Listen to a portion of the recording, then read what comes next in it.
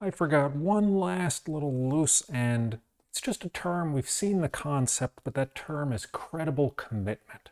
This is a thing that shows up all over the place, and this is really an interesting thing that Bitcoin and other cryptocurrencies provide, is they allow you to commit in a way that is less available in other venues.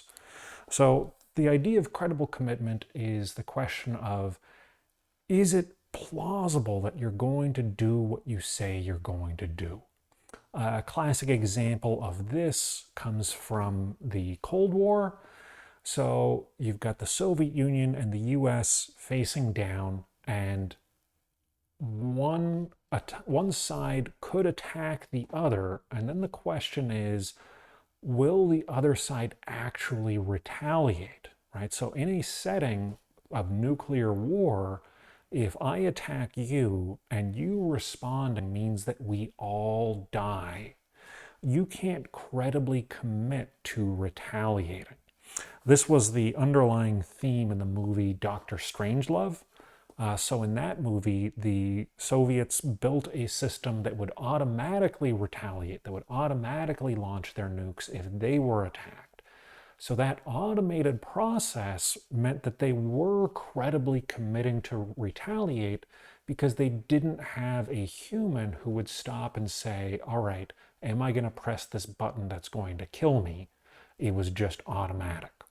Likewise, with Bitcoin, why it worked for illegal transactions is because if I give you money through PayPal, I can go back to PayPal and say, let's reverse that transaction.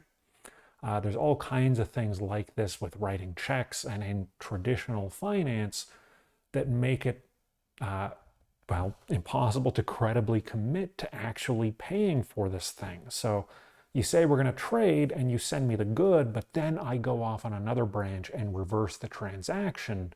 In a case like that, you can't sue me because we're trading something illegal. But if you expect me to reverse that transaction, then again, the possibility of that mutually beneficial trade collapses. So credible commitment is an important part of Bitcoin.